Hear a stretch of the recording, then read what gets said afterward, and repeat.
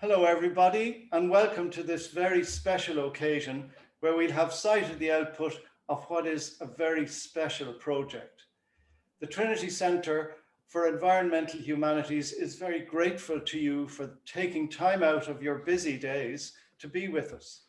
Your presence is an endorsement of the concept of Food Smart Dublin, the manner in which it was carried out, and also the output. My name is Barney Whelan, and I'm just delighted to be here as part of the event. We really do regret that we can't welcome you to Trinity College in a physical sense, but nonetheless, we're delighted to see you wherever you may be. Going virtual has involved a whole new layer of know-how and indeed patience for all those concerned in bringing today's event to you.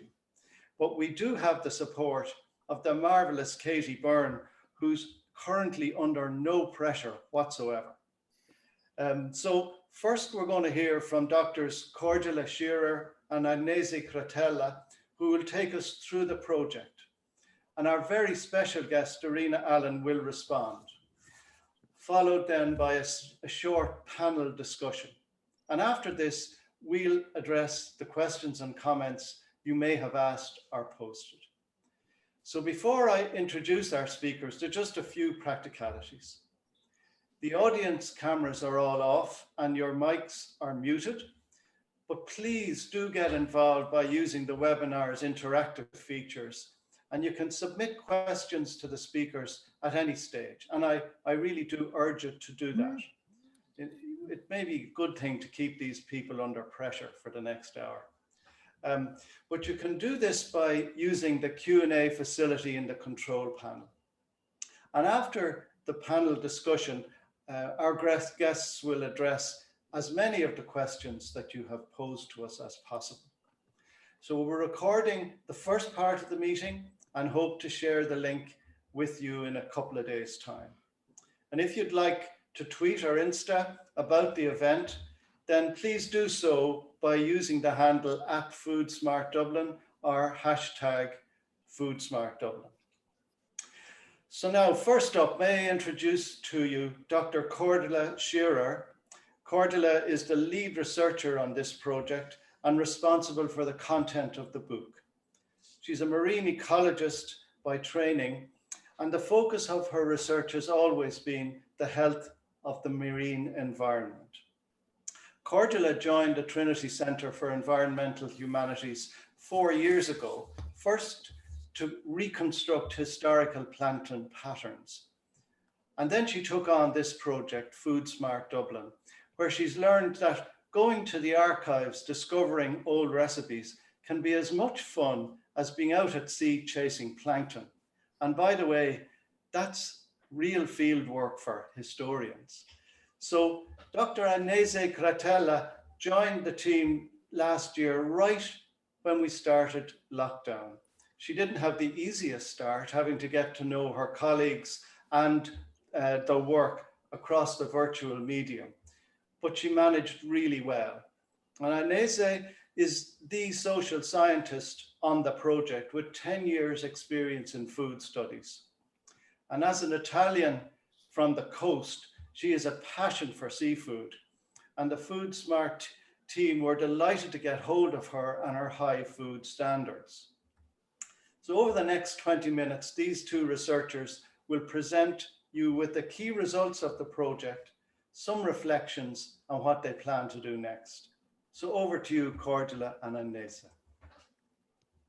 Thank you very much, Barney. Thank you. And hello and a very warm welcome to our lunchtime webinar, 1 year of Irish seafood, a booked introduction and end of project event. I'm really delighted that Barney agreed to be our MC today. He's doing a fantastic job already. Oh, okay, sorry. Right, Food Smart Dublin, the project that brought us here. In a nutshell, Food Smart Dublin is a 2-year research project that is now coming to an end. It was funded by the Irish Research Council under the special scheme Coalesce, where arts, humanities, and social sciences and natural sciences have to work hand in hand, and where collaboration with NGOs and industry are encouraged. At its core, Food Smart Dublin reconnects consumers with their coastal cultural heritage by providing historical Irish seafood recipes and by tapping into local marine resources from lower down the food web. The project is hosted in the Trinity Centre for Environmental Humanities in Trinity College, Dublin, and the official food industry partner is visionary chef Niall Sabongi, who also owns the fishmonger Sustainable Seafood Ireland, and NGO partner Eco-UNESCO, Ireland's environmental education and food youth organization, directed by Elaine, Nevin, both of whom are here with us today, and you can see them as panelists. And we're absolutely delighted that they agreed to join us on our Food Smart Dublin adventure. Unfortunately, Elaine will have to leave us early today, but one of her great team members, Darina Allen, will step in for her later on.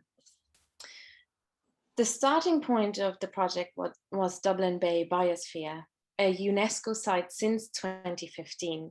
And the project addresses 6 out of the 17 Sustainable Development Goals, as you can see here.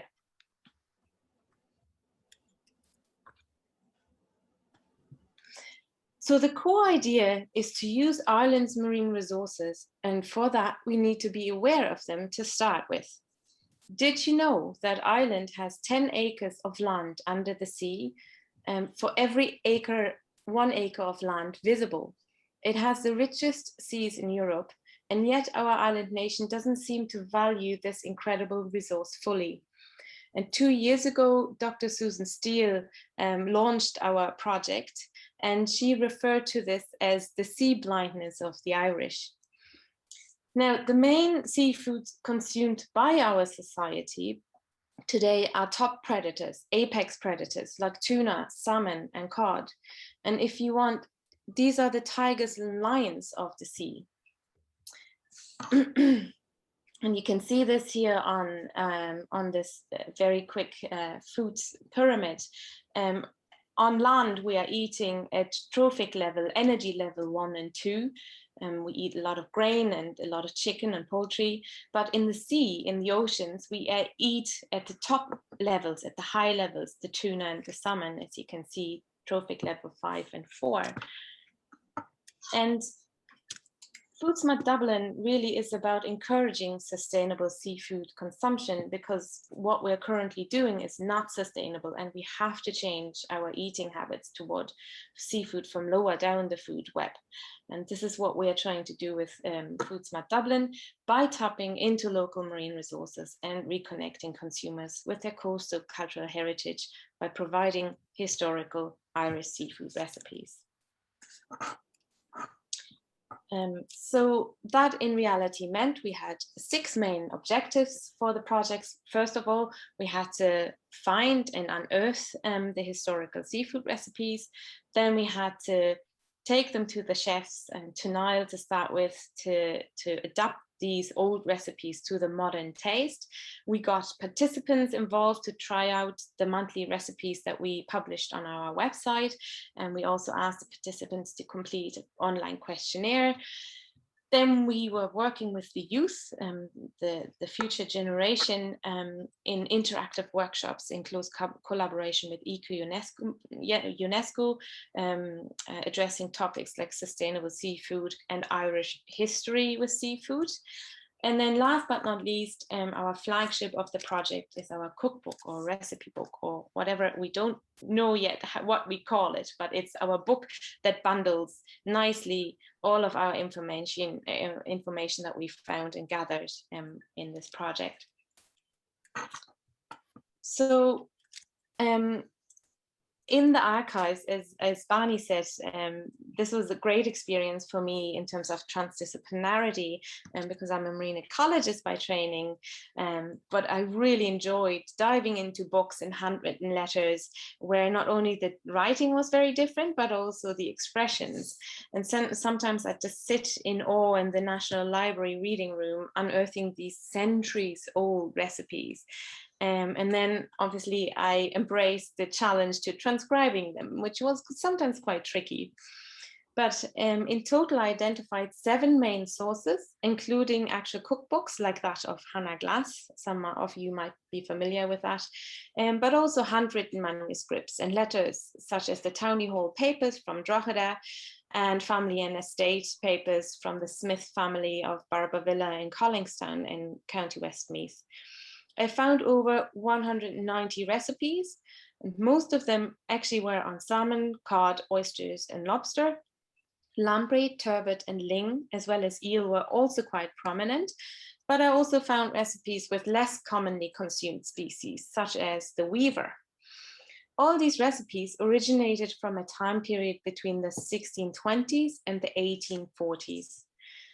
And during my archival work, I also came across other fascinating and useful information that I then built into the ecological and historical narratives of the book.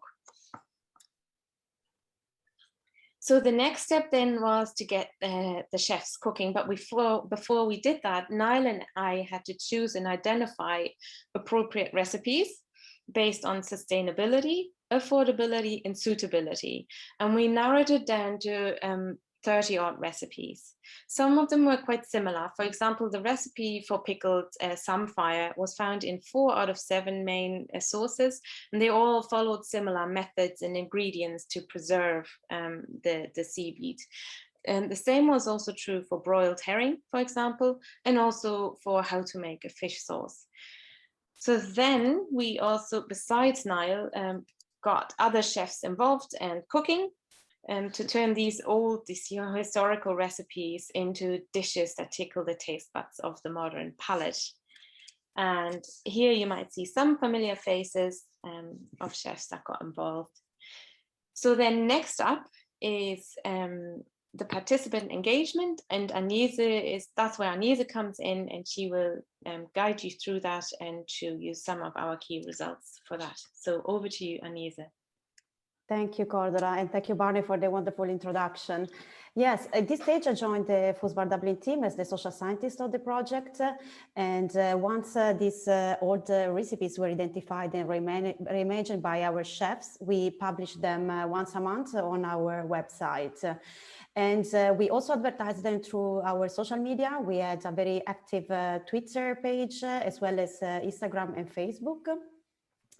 So attached to each recipes, I created a questionnaire and we invited our followers and also anyone interested in the project to cook them at home. Of course, that happened right at the beginning of lockdown. So the pandemic, of course, affected the number and the quality of responses because we experienced quite a lot of survey screen fatigue. And ideally, the idea was to have these surveys be conducted in person after tasting to be happen, of course, in person. But nevertheless, I'm just going to give you an overview of the responses that we got from our surveys. So basically, I divided the questionnaire in 2 parts. People could even leave a feedback on the reimagined recipes if they didn't cook them. So here you see some of the responses that we received from people that decided not to cook them, but their feedback on why they decided not to do it. So this is quite interesting. For example, one participant responded that didn't cook the recipe because it was a bit oil-rich. But of course, many of these old recipes, they had quite a lot of butter. So that's quite understandable. And somebody else, for example, mentioned the fact that one of the seafood that we selected was too expensive in the case of Megrim sole, or as well that they couldn't find that specific seafood in the shops. But there is also to say that the seafood that was selected for the project were not the most popular choices. So it was quite difficult to find them in supermarkets. And one respondent even said that didn't cook it because didn't know how it would taste. So that kind of like show somehow a lack of courage in trying new tastes. So in terms of the one that decided to cook the recipe and left a feedback with our survey, so we see that there is equal representation between females and males. Most of the participants were from the Dublin area, some from Antrim, and some people also from Cork. We also asked a couple of questions, not just related to the recipes, but also around the relationship of the respondent with the sea. And here you see that we asked the very same question to our follower on Twitter, and we received somehow the same kind of responses. So among our participants, 70% felt really strongly connected, or either very strongly connected. A few of them, they didn't feel not very much connected or were neutral to this question. In terms of the frequency with which our respondents consume seafood, we see that more than 3 times a week was the answer for 40% of respondents. And this is also the case for twice a week with 40%. So this is quite a high frequency. And few of them responded that they almost never consume seafood, or maybe they consume it twice a month. So our respondents were already interested in seafood, and they were consuming a lot of seafood in general. Then we also wanted to understand if our participants saw any obstacle in consuming more seafood. And of course, since the participants were already interested in the topic and were already consuming much of it, most of the responses we got were about not seeing any obstacles. But also some of the difficulties were identified in the access to specialized shops, such as fishmongers, but also in the lack of knowledge in selecting and preparing seafood. In terms of the place where our participants actually bought their seafood, basically most of them bought it either from fishmongers or from Sustainable Seafood Island, who is our partner, industry partner in the project, who is basically a fishmonger. And few of them managed to buy the seafood for the project in supermarket. But that's also because, as I already explained, the seafood that we advertised in the recipes was not very common. It was difficult to find them in supermarkets. As well, to the question for whom did you cook the recipe under lockdown, few of them cooked the recipes for their friends, only 6%, and the rest of them, they cook the recipes for their partner, family, or for themselves. In terms of how people liked our recipes, this is quite encouraging, because we see that most of the respondents answer very likely or extremely likely. Few of them responded that they were not eager to try the recipe again, or stay neutral to that question. And in terms of the rating of the recipes, we see that none of them responded negatively. So we got responses that were either excellent, very good, or good. Few of them responded that they were fair. So as I mentioned, we also try to engage with our followers on our social media, and some of the questions that were in the questionnaires, in the surveys, were also advertised on our Twitter account. So you see here some of the questions that we asked to our followers, and here we received quite a lot of engagement as well.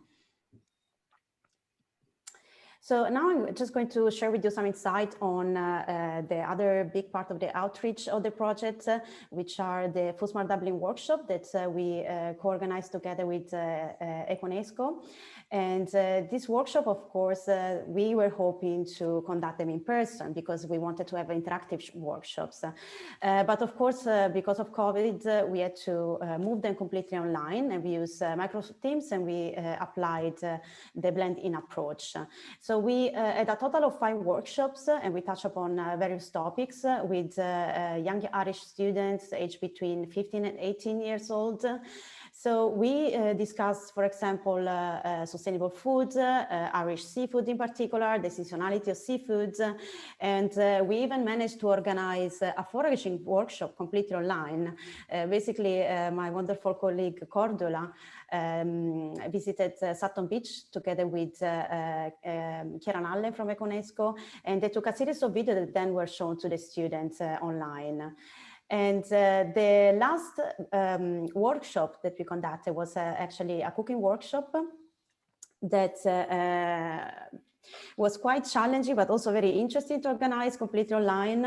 And what we did was basically to deliver cooking kits at home to the students. And our partner chef, Niall Sabongi, cooked these historical recipes together with the students online. And students were very much enthusiastic about this. As we can see from the dishes that they cooked, these are just fantastic. We could really use them for our book because they were really, really good in the cooking process. And after the workshop, we, of course, conducted surveys with the students as well to understand their feedback on the workshops in general, but also especially on the cooking experience. And we see here that we ask to the students if they would likely to prepare these recipes again. We received quite a lot of good responses, but also some of them, they were neutral to this question, but also because they indicated that for them it's difficult because they're not in charge of the cooking in their own household, of course. But in terms of the rating of their cooking experience, we received really positive feedback. As you can see, excellent, very good, and good. And now I will just give the floor to my colleague Cordula that will introduce our book. Thanks very much, Agnese. Thank you. So yes, finally our cookbook, 1 year of Irish seafood, traditional, historical, sustainable. This is where all the information is nicely bundled into a compact book format. It holds 12 recipes, old and new, and one for each calendar month. It contains the sustainability information based on current knowledge for each of the sea creatures starring the recipe, as well as the ecological narratives and historical narratives. And I would like to just dive into one example or one chapter as an example here for you to see what we made of it. So these are oysters. And you can see this information on the sustainability of oysters in Ireland. On the right edge of the page, for example, you can see when native oysters are spawning, when the spawning season is for native oysters. You can read a bit about oyster cultivation in Ireland, and you can also see the sustainability rating that we have for oysters, how they are fished, and what place they hold in the trophic level. Do you remember the food pyramid I showed you earlier? So oysters sit quite low on that, which is good.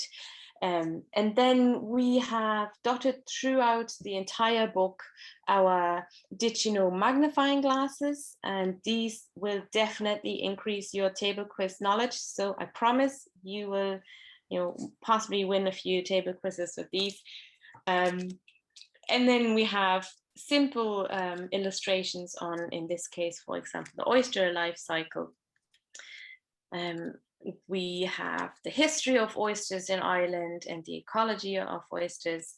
It's some of it is quite text heavy, but we also then have to ease the mind and the eyes, interesting images and poems. So it's a bit of a cultural mix there. And in this case, for example, you can see an old map on the left side, on the left page there, where we even have oyster beds in Clontarf, and this is a map from 1760. Then we have the original recipe and its reference, so where it's from, and how our chef who took on the recipe actually turned it into something that we would eat today. So the steps that are involved. And in this case, the brilliant Cian O'Leary took this on, and finally you have the recipe, and Cian decided to go for oyster soup with kinsey and meat served in individual bread cups. And this is us, the end of the presentation now. I hope we gave you a bit of a starter, a taste for the book. we want to thank you all for listening and for joining us in this very special event. And a huge thank you to everyone involved in the project, inspiring us and sharing their knowledge so generously, whether it was on seafood or sustainability, seafood history, coastal cultural heritage, and other related fields. I would actually also like to thank my husband, Colm, for the huge support, particularly with everything, when everything had to shift to the online medium rather quickly due to COVID-19. And a very, very special thank you to Richard Breen, who is responsible for the design of the book and whose input was invaluable to the project. I don't know whether Richard is here with us. I think so. So if you want to show your face for a very quick moment there, Richard, and want to say a few words, the floor is yours. Can you see or hear us, Richard? No. There yep. he is. Okay, yes. sorry. My video doesn't seem to want to turn. Oh, there we go. There you go. I was there like furiously tapping that. Sorry. I had so much fun working on the project with Cordula and Agnese. Since I was working in Trinity at the start of this project, when Cordula and myself would have been chatting about, what were possible kind of outlets for the project, or how we were going to go about maybe researching some of the things in the National Library. So to have been involved just at that very early stage in a minor way, and then coming back at the end when everything had been done to do some of the design, it was a great experience. And it's just so funny, being said that, oh, we'll make a recipe book, and then we have to put in all of the ecology and the history and everything like that. And there's so many moving parts that go into this, and I don't think we can ignore the amount of work that Cordula and Agnese have both done on this. It's amazing. So fair play to you. Thank you. Thanks, Richard. Richard. Thank you, Richard. Fantastic. Great. So we've come to an end of our presentation. Follow us on our social media and check our website for updates and information on getting a copy of the book. Once it's available, we are optimistic. It will be available very, very soon. There were a few hiccups on the way, but we're finalizing everything, so you can see it, you can have it very soon. Thank you very much, and over to you, Barney. Well now, folks, wasn't that really something? In my view, there's a fundamental elegance about this project, which you often see when cross-disciplinary work works. So Cordula and Agnese, thank you very much. And here to respond, we're enormously proud to welcome a lady who, in my view, is a force of nature, an Irish superstar. And she's none other than Darina Allen. Darina Allen established the Ballymaloe Cookery School in 1983 with her brother Rory O'Connell. She's the author of more than 10 books, including this one. You can see how thick it is. It's got over 1,100 recipes in it. She's also the presenter of 6 TV series, and her main passion and her daily task is to impart her knowledge to the students of the Ballymaloe Cookery School. She's a passionate and committed teacher. Darina is a tireless ambassador for Irish food, both at home and abroad. And she's been instrumental in setting up the Irish Farmers Market movement here in Ireland. Slow food is also a passion of hers, and she is the councillor for Ireland in the slow food movement. In 2013, she helped launch the Ballymaloe Literary Festival of Food and Wine, and that plays host to a stellar lineup of chefs and writers, and has very quickly become an unmissable event on the international culinary calendar. Darina has kindly agreed to be with us today to share her thoughts about seafood and sustainability, and how to encourage more consumption of those marine species which are not commonly eaten, but are still very plentiful. So ladies and gentlemen, please welcome Darina Allen. Huge, right? Can you hear me? Yeah. Good. Well, my goodness, Barney, what a build up. How am I going to come on? But anyway, I just think, thank you so much for actually including me. I just think what fun you've all had and what a fantastic project. And it's so timely, really, at this point. And I'm here down in East Cork and beside the cooking school. Literally, I can see Ballycotton from where I am out through the window. Our little fishing village right beside us here. Ballycotton means the townsland of the small boats. So I was of course brought up in the Midlands of Ireland and in a little village called Callahill in County Laois that was on the main road from Dublin to Cork originally, and of course it's been bypassed now. But basically we did have fish actually when I was a child, but it mostly was on Friday. Well, it was always on Friday, and actually it was put on the way you got your fish if you're in the Midlands at that time, because we weren't within sight or sign of the sea. In fact, a day at the beach in Tramore every summer was the highlight of my summer, basically. But anyway, the fish would be loaded in little timber boxes onto the bus leaving Dublin. And they stopped at every town and village the whole way down to Cork and dropped off a box of fish. This was on a Thursday because some of you will remember when Friday was a fast day. I'm so ancient, of course, that I remember all these things, but basically, and we would get often whiting, depending on the time of the year. We'd get whiting. We'd also get some red fish, smoked haddock, which was bright orange in color. I'd say I don't know whether I'd ever saw a bit of smoke, but anyway, bright orange in color. And then occasionally we got plaice. And so, we'd watch out for this bus coming, pulling in at the village shop, and we'd run down to the shop to see whether we could get, if there was some place, we'd buy that first. So love that. And Mummy would cook it, of course, dip it in seasoned flour and cook it in a bit of bubbling butter. We'd have it, and we just called it fried plaice, basically. But when I came to Ballymaloe years later, I discovered that was plaice à la Meunière, actually.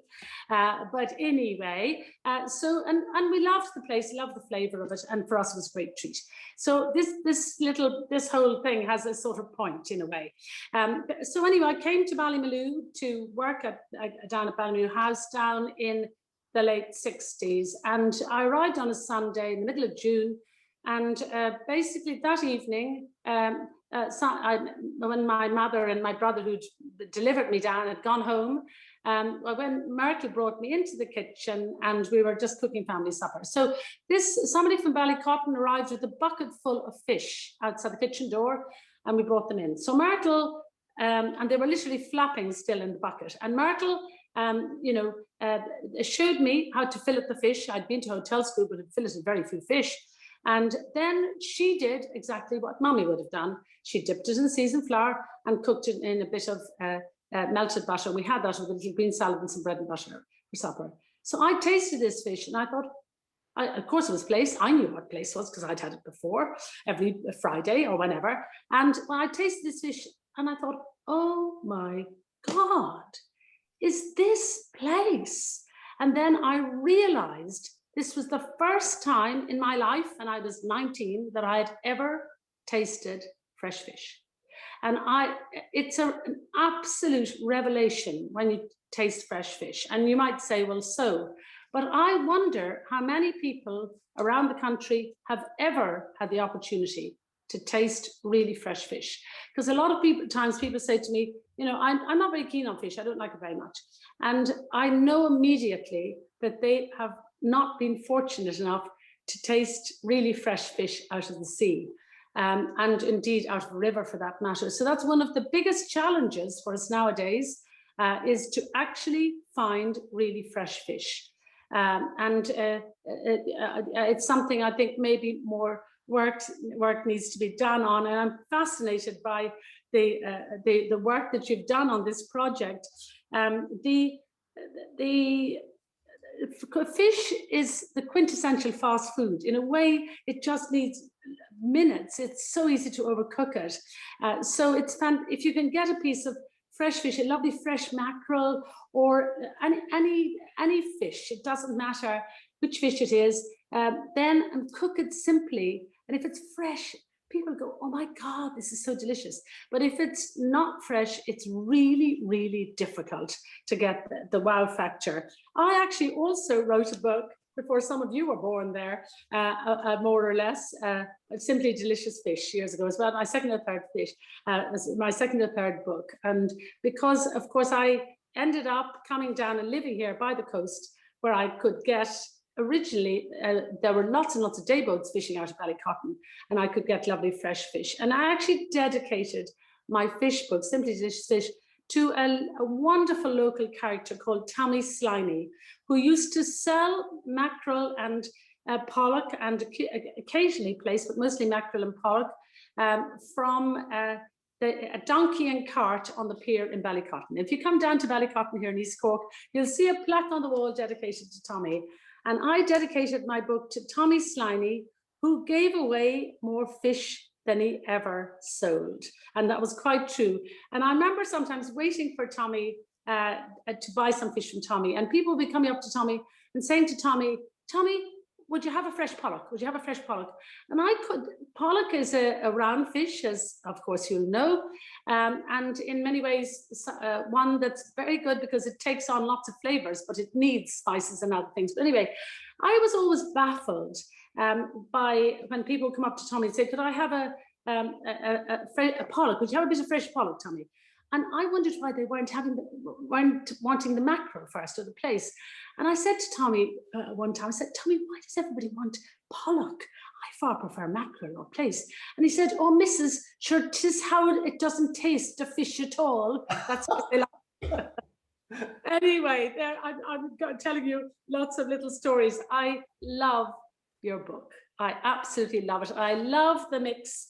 I certainly don't underestimate the extraordinary amount of research that went into it. I have learned loads and loads of facts that I will pass on to my students and so on, as well. Lots and lots of things.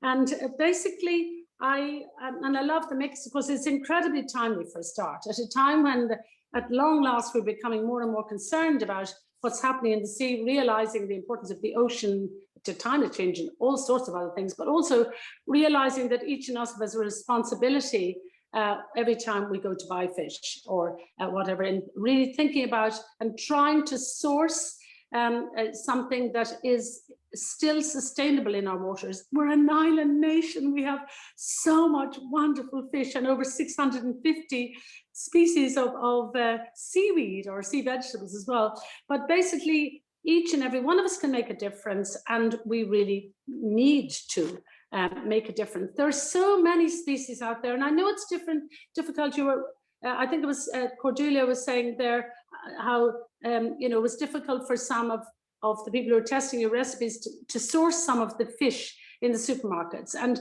this is there's work to be done, isn't there? Because there's so many other species that are lesser known species that are really delicious and that are not, in fact, endangered at this time. So that's and it's good for people.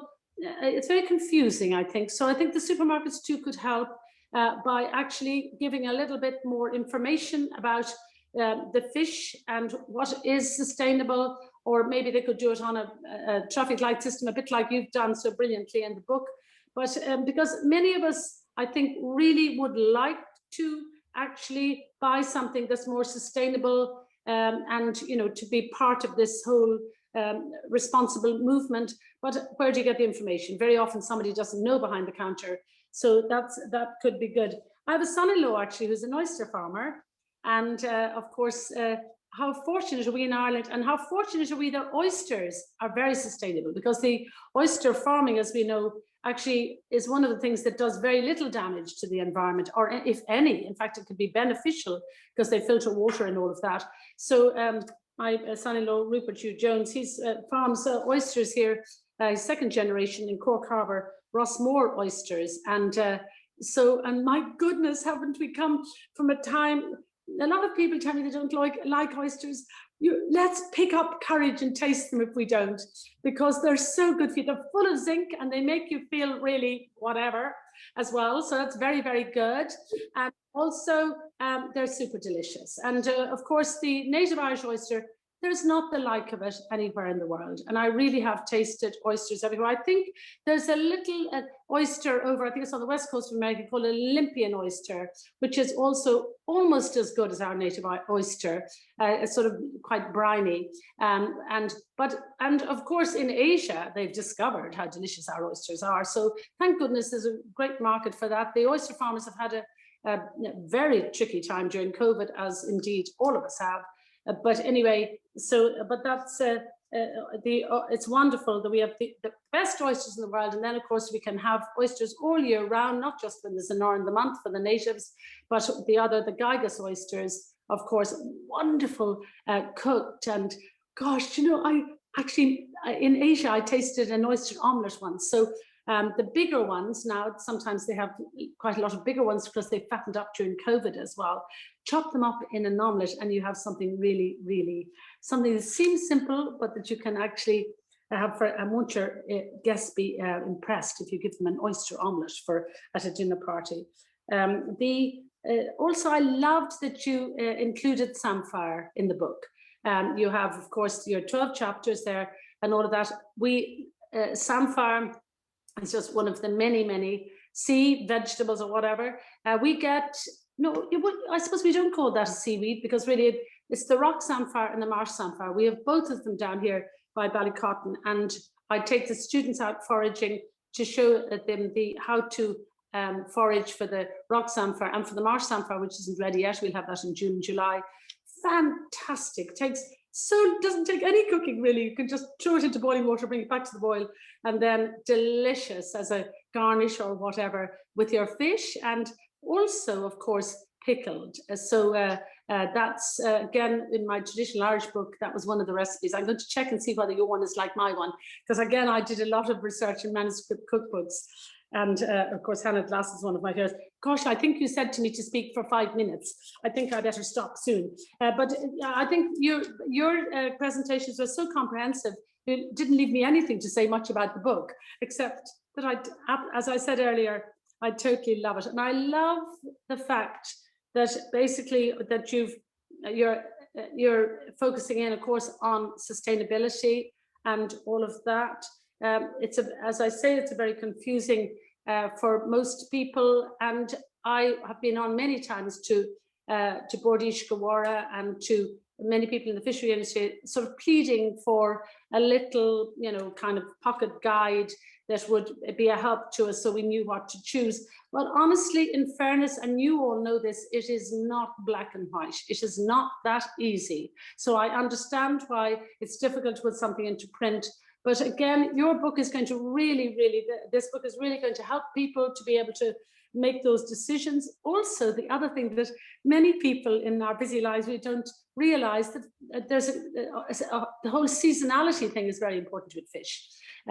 First and foremost, some fish are only available and shellfish are only available at some times of the year, but you really ought to know when they're at their best, because of course when they're at their best, they're plumpest, most flavorful and so on.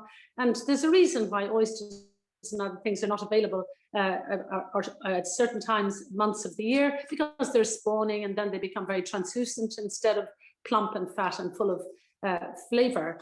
But so the seasonality is also a very important element as well. And I loved all the historical bits, all those little stories and so on, all about, actually yesterday, although this is a slightly tricky one, the students actually out in the school today are cooking monkfish, and monk is sustainable. It depends, again, you have to ask some questions about that, don't you, where you get it. And then yesterday, even trickier actually, is we had a little ray to show them how to cook that. And then we explained to them, in fact, they were caught basically off Ballycotton.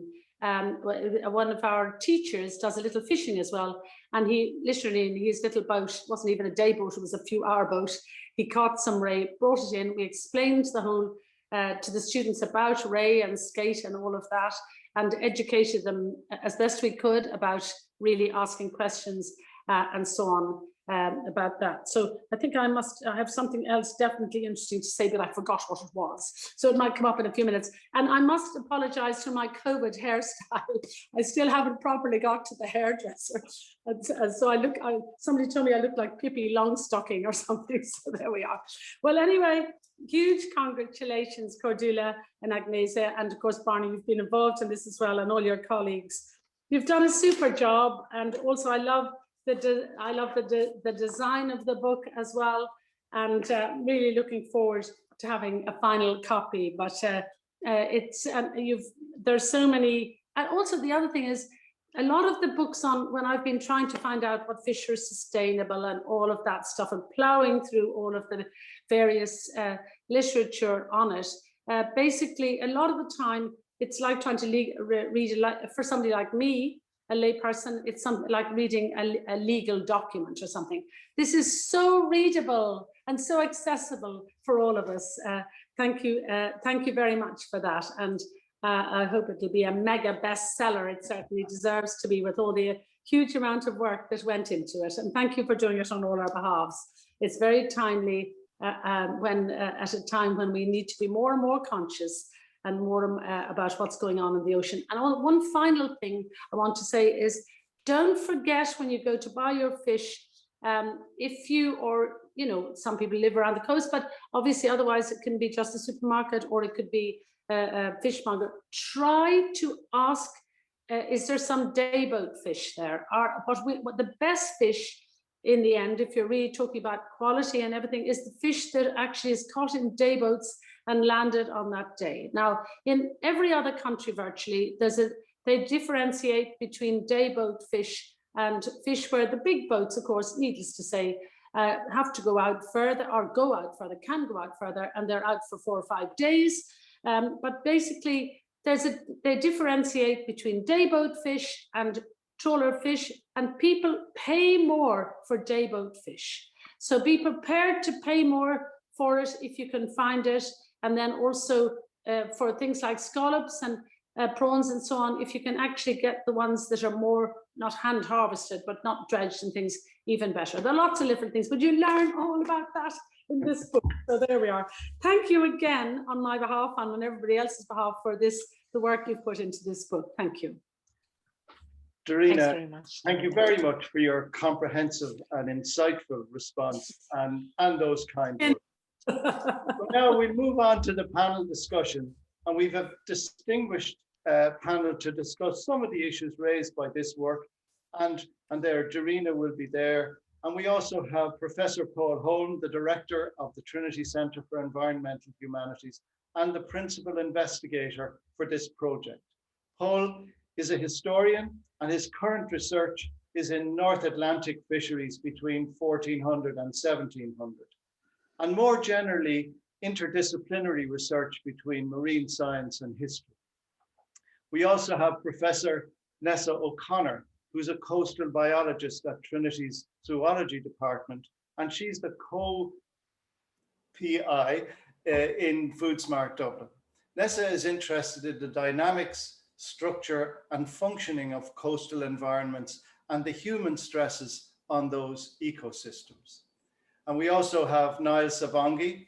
He's a chef and restaurant owner, and he set up Sustainable Seafood Ireland to supply his growing restaurant business because he wanted better quality, he wanted better access to a variety of species of fish and shellfish that often is just exported.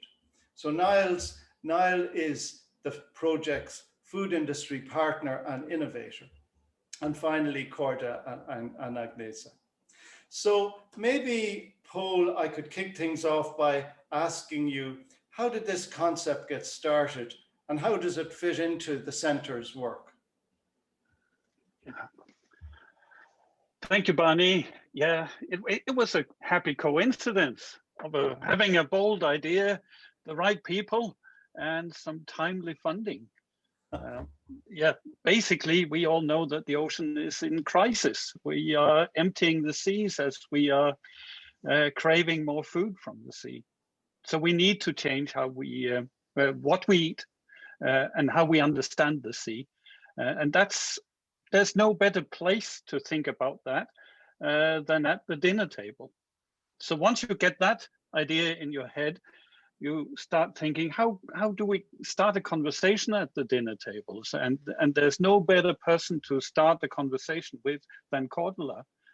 So as a historian, I've spent years researching the impact of fishing, and Cordula came to the team of the Trinity Center for Environmental Humanities as an ecologist. So she brought a completely different perspective, and just toing and froing between her and me, we got this crazy idea that it really matters what we put in our mouths, and that what we have been researching, what we have been thinking about, actually also should impact what we put in our mouths. And probably we should share that insight with other people.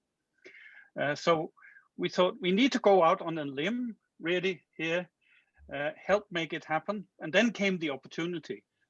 I want to thank the Irish Research Council, which really had the vision to invite proposals that combine humanities and science and business for real change.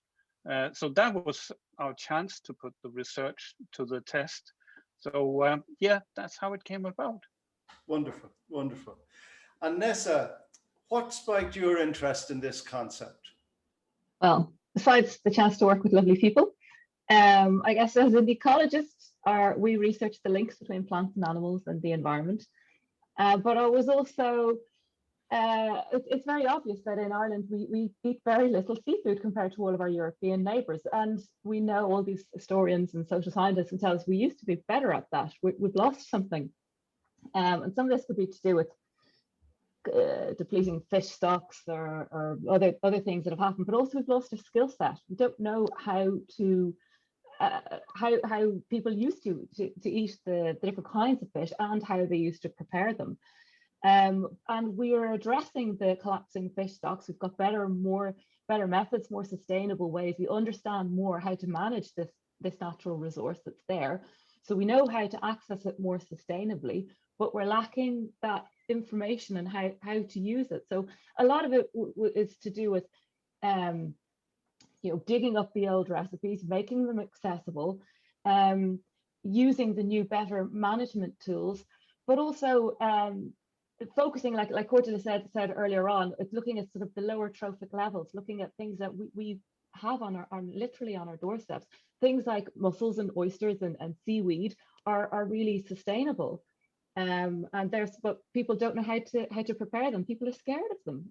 It's weird when you go to different countries, especially if you travel to Asia or either other parts of Europe. So I guess this was a chance to kind of try and pull together from lots of different places, working with chefs who had the skills and people who were genuinely interested. But I guess as the scientists, we knew very little about the historical, what we had lost over time. So that was what I thought was, and I hope this is just the start of a big thing, really.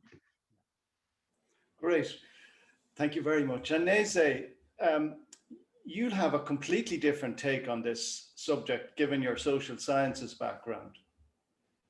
Yes, absolutely. I mean, I came into this project with 10 years of experience in food studies, but in food studies, seafood is excluded usually, which was surprising. Of course, I had my own passion for seafood, but I learned so much through this project. First of all, it was really interesting to understand this relationship that Irish people have seafood, so the kind of cultural approach.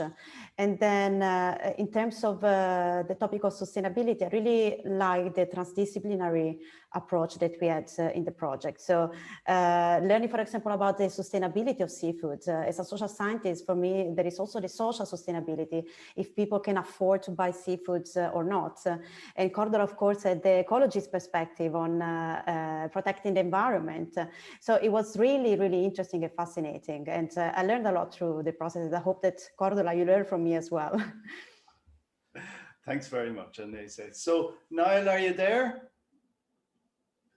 Oh, yes, I am indeed. Great. So, Niall, not only do you cook for your customers, that's when you've been allowed to do that, but you've also gotten very close to your suppliers. And do you feel that there's a demand for marginal or in some cases, forgotten species? Yeah, absolutely. I mean, we are very close to the boats and to the day boats and to the fishers. And there is 100%. I mean, people are more than willing to try any fish, as Darina mentioned about pollock. Pollock is a stunning, beautiful white fish. It's great for kids, great for families. But you just don't see it very often on the fishmonger slabs. Unfortunately, there's a bit of a fear within the industry, I think, and within restaurants and within fishmongers, you know, to not buy those species because they're afraid that they won't sell. But with little encouragement, people will try them. Even recently, we opened a small fishmongers in Dublin, and that's what sells the most. It's the unknown species. People come in and they want to try things that they've never tried before. They don't want the cods or the hags or the haddocks. There's so much more there for them to choose from. Okay, thank you. So just taking on a couple of questions that have come in. Niall, there's one for you here. Can Niall please give an indication of how much tweaking the historical recipes took to make them palatable for a contemporary audience? Surprisingly, obviously the cod head terrine was probably kind of the most kind of far out one that was there. But most of the recipes, I was really surprised to see that there were so many flavors, you know, like, you know, the curry flavors and all the butter and the cream and all the deliciousness that we use today was used then as well. So there wasn't too much that really needed to be done. Most of the recipes were delicious, but I suppose it was more phrasing them and plating them in a way that was more open to what we're used to seeing. Yeah, great. Okay, so Cordula, one for you. Did you find much evidence of change through time as people adopted old recipes to updated tastes between the 16th and 19th centuries? Yeah, yes, not as much as I thought I would.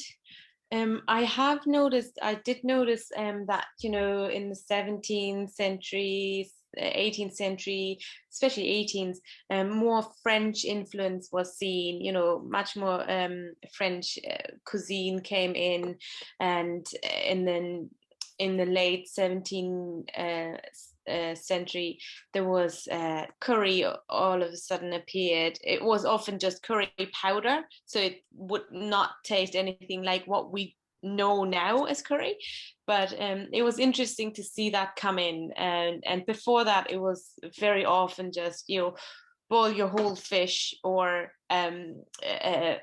fry your whole fish or oven it, bake it, and then later on other things appeared, as I said, curry, and a bit more refined maybe, but I was surprised of how subtle these changes were. Yeah. Great. So I have just one question for Darina before we move to Poul to wrap up. So Darina, I once heard you describe yourself as a foraging nerd. And so you're well used to species such as periwinkles and oysters and seaweeds. And I believe your favorite sea fish is mackerel, which you can see Cordula has got an inflatable mackerel behind her there. So how big a job do you feel it will be to encourage consumers to switch away from popular fish species which are now being overexploited? Oh gosh, well, in a way, if somebody could go on television, have a short series with, you know, using all these fish that sort of slightly frighten people, or that they're just forgotten flavors or something that they have never come across before, and then cook the recipes really simply, so they're really accessible to people, recipes that really, you know, straightforward recipes that work really easily.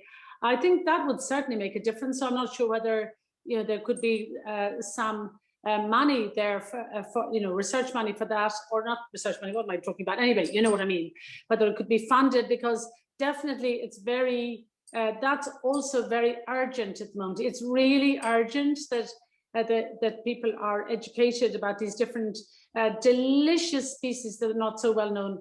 Megrim, I mean, there, you know, rock salmon, all of these different, there's so many different ones. And by the way, another of my favorite things for foraging are razor clams, sea urchins. And I mean, they frighten the life out of a lot of people, but one of the best fun things of ever is after the very low spring tides is to go down onto the beach. You see a little hole in the sand and you pour some salt into it, and then you wait and up pops the reindeer clam and you pick them, and that's really exciting too. But my goodness, you know, we've come a long way since fish was considered to be penance, and that's why I'm sure you both, Cordula and Agnese, realize that this is one of the reasons why we have such a confused relationship with fish here in Ireland. I totally love fish, and that moment in Ballymadu when I first tasted that place and realized that that's what place was meant to taste like, and then realized that the place I had been eating and enjoying coming off the bus was about a week old. So, you know, it's a whole different thing. But if somebody could do, you know, some young, trendy, whatever chef could get on television, and I'm really happy to collaborate. I'm white-haired and ancient now, so somebody else with lots of simple things and just really passionate about how delicious a lot of these and what people are missing, what they're missing. I propose Niall for this. I can't see Niall from where I am. Yeah, Niall, you haven't got your camera yeah, I think it needs to turn back on from the host. Right. I think gonna... Oh, right. Okay. Right. So just looking at the time. Niall has done there, what brilliant work, and you know, I really want to contact Try again, Niall. About your what did you call it again? Sustainable. What is? There we go.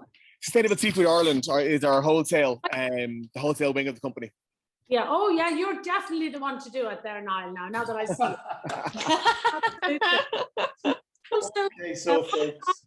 Thing maybe to say for the general public. I mean, I know that people are becoming more aware of the crisis that was referred to there earlier, but in a way, if everybody ought to go and have a look at Seaspiracy and of course David Attenborough's Blue Planet, and then just think, how can each and every one of us make a little difference, and it's badly needed.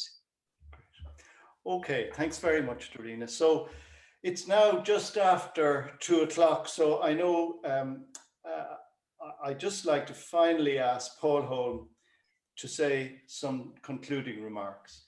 Very quickly before Paul does that, sorry for barging in, we got a question in about the book. We will send out an alert, absolutely, and a link where it can be gotten, and we will definitely send that to all the attendants that have been here today. So, yes. So over to you, Paul. Yeah, great. It's been a tough year.